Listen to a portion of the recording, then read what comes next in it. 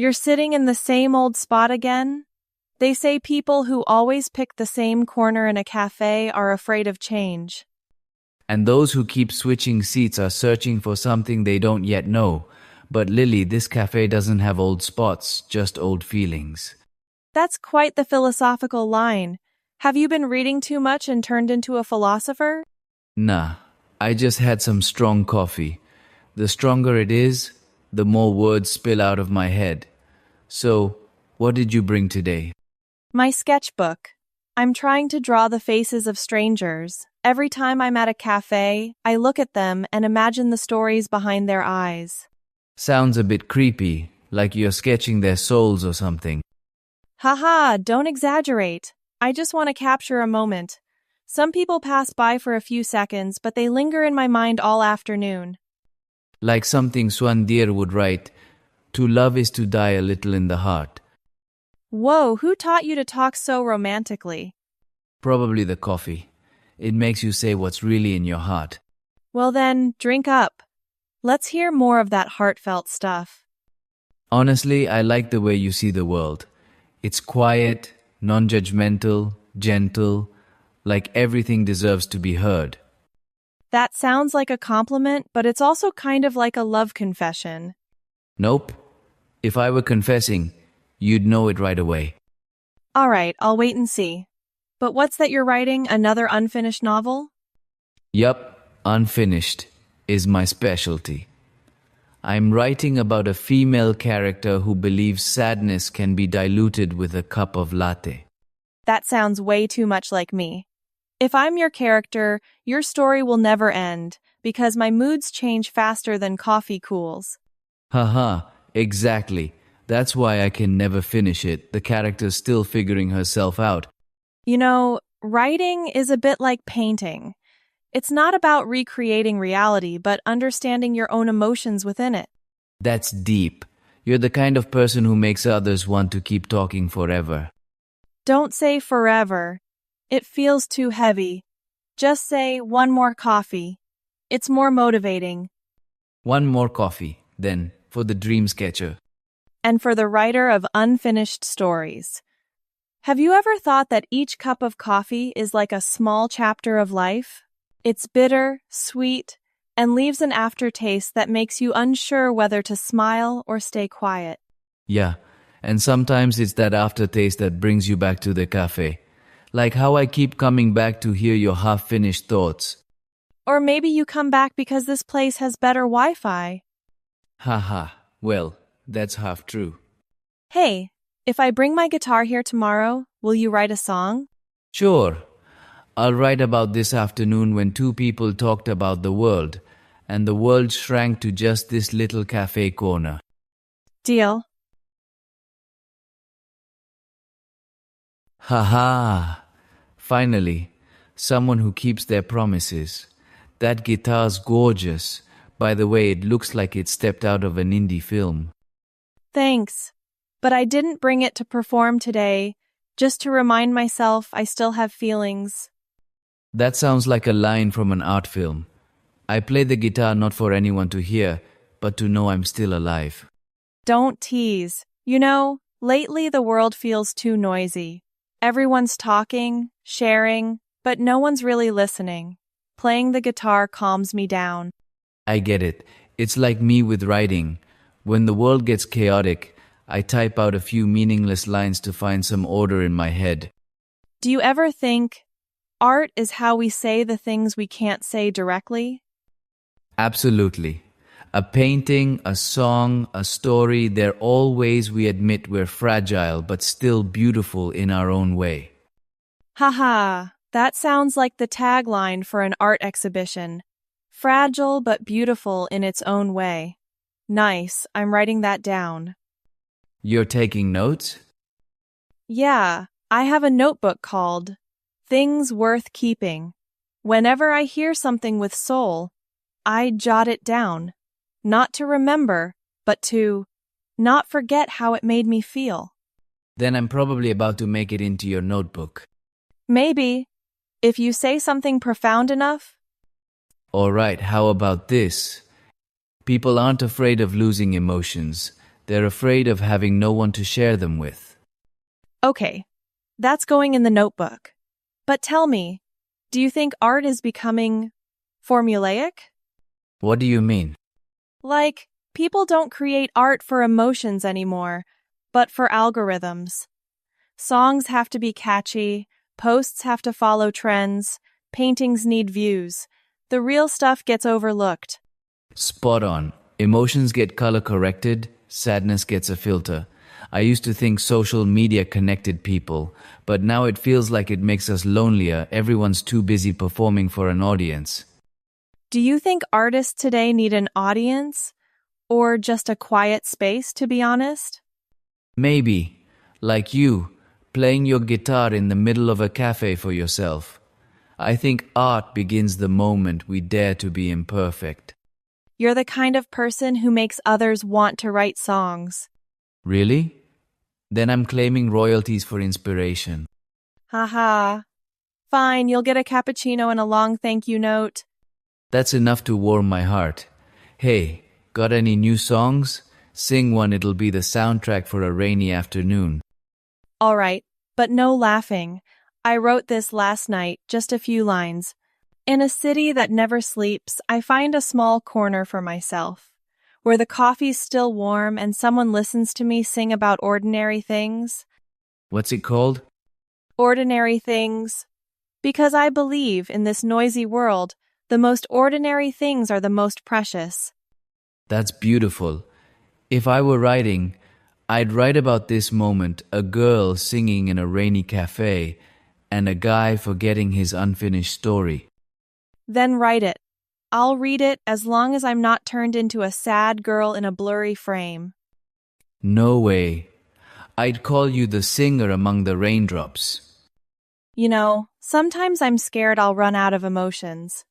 That one day, I'll listen to music and feel nothing, read a book and not be moved. We all fear that. But I think emotions don't disappear, they just shift, waiting for us to calm down and find them again. Maybe you're right. Emotions are like coffee, even when it cools, the aroma lingers. And sometimes it's that aroma that stays with you the longest. Hey, if it's sunny tomorrow, let's sit here again, okay? No big talks, just coffee and music. Sure, because sometimes silence is a kind of conversation too. Haha. Agreed. Orange juice? Betraying coffee already? Not betrayal, just a brief break to miss it. Besides, this morning I wanted to wake up with vitamin C instead of caffeine. Fair enough. I'm still loyal to my cappuccino. People change their drinks, but I can't seem to change my way of life. You don't need to change, just slow down. Like today, no deadlines, no scripts, just a beautiful morning and someone to talk to. Sounds like a minimalist definition of happiness. Coffee, sunshine, and a good listener. Exactly. Happiness is sometimes about taking away less worry, less comparison, less wondering what others think. That's a t-shirt slogan right there. Think less, live happier. If you start a slogan t-shirt brand, I'm your first customer. But seriously, I've been thinking a lot about freedom lately. Not the go anywhere kind, but the feel at peace anywhere kind. Yeah, freedom isn't about escaping, it's about not needing to escape anymore. I used to think freedom was quitting my job, traveling, living the digital nomad life, but real freedom is when you don't need to prove anything. Exactly. Freedom is being able to sit in silence without feeling empty. Like this morning, I watched sunlight spill across the table, did nothing, and felt happy. You're describing a kind of refined joy. Refined joy? What's that?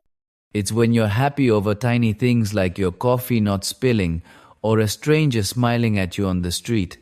Nothing grand, nothing dramatic, just real. Yeah, the kind of everyday joy.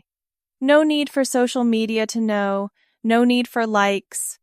Once, I felt my whole morning brighten just because I heard a little girl practicing her guitar on a balcony. Haha, You're the kind of person who picks up emotions off the sidewalk and treasures them like gems. And you're the one who gathers them and turns them into stories. We each have our craft. I don't write for others to read, but to understand myself. Sometimes I reread old pages and feel like I'm reading a stranger's confessions, but it's me from last year. That's beautiful. I get the same feeling looking at old sketches. Some I drew when I was sad, but looking back, they're strangely beautiful. Maybe sadness knows how to turn into color. That's the artist's way. Emotions are our currency, but don't let them become a burden. Sometimes just living is already a beautiful work of art. That's going in my things worth keeping notebook. Just living is already a beautiful work of art. So, do you ever think about dreams? Not what do you want to do, but who do you want to be? Yeah, I don't dream of being famous. I just want to be someone the little version of me would be proud of. Flawed, but true. I love how you said, the little version of me. Maybe dreams are just about comforting the child in us so they're not afraid anymore.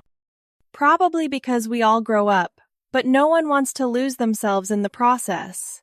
I still carry a piece of 8-year-old Lily, the one who thought the whole world was kind. And maybe that's why you still smile so brightly every morning. What about you, David? Who do you want to be? I want to be someone who makes others feel understood. Nothing flashy, just real. You're already doing a pretty good job of that. At least with me. You know, every time we sit here, everything slows down. Time, thoughts, even sadness, they all make way for the sunlight. Yeah. Maybe happiness isn't far away. It's in the moment we realize we're truly living. Haha, today you're sounding like a Zen master. And you're like the scribe capturing the meditation in words. Hey, tomorrow let's switch things up. Same cafe, but instead of talking, you read me something you wrote. Haha, if you promise to sing ordinary things again, I'm in. Deal. And make sure you write something happy, because life isn't just about sadness. Got it. Tomorrow, I'll write about joy. A small joy, like your smile when your orange juice spills and you still find it adorable. Stop it. That kind of philosophizing is my second glass of orange juice. You know, the light at the end of the day is always the softest. Like the world slowing down just so we can catch our breath. Yeah, it's like a gentle closing note after a noisy day. Not too bright, not too sad, just enough to make you feel at peace. You always find a way to turn everything into poetry. That's because I'd rather see things through feelings than logic. Not everyone can sit quietly in a cafe, talking about art all afternoon like we do. Honestly, I think it's conversations like these that make life meaningful. Work, scroll, sleep, that kind of life slips by so fast you barely feel it. Maybe that's why people turn to music, books, movies, to live again through someone else's emotions. I once heard someone say, art doesn't change the world, it reminds people the world is still beautiful. Do you think we're living that way? I'm not sure, but I know we're trying. At least we're keeping our hearts from hardening in all this noise. You know, sometimes just daring to feel is already a kind of courage. Talking to you makes me realize sometimes art isn't in paintings or books. It's in how we listen and understand each other. Thanks. Honestly, talking to you feels like slowing down time. Not everyone makes me feel truly seen. Should we sign a contract to meet here every week then? Haha. No need for paperwork, just good coffee and a gentle afternoon will do. It's getting dark. Are you going to write about today's conversation? Probably. I'll jot it down like a little memoir. One afternoon, 2 cups of coffee, and a conversation that made life feel lovable again. Sounds like the title of a book. Who knows? Maybe in a few years it'll be a real book, and I'll dedicate it To David, the one who made conversations into art. If that happens, I'll buy 10 copies. 1 to read, 9 to show off. Haha. You and your over-the-top confidence. It's not confidence. It's just... Sometimes I want to believe these little things this afternoon. This conversation can actually touch someone. I think they already have, David. At least to the two hearts sitting here. Do you ever think... Maybe one day we'll sit in a different cafe talking about different dreams but still together. I don't know what the future holds, but if it happens, there'll definitely still be coffee, laughter, and conversations that don't need to rush. Yeah, because some things, no matter how time passes, should stay as beautiful as they are. Like this afternoon.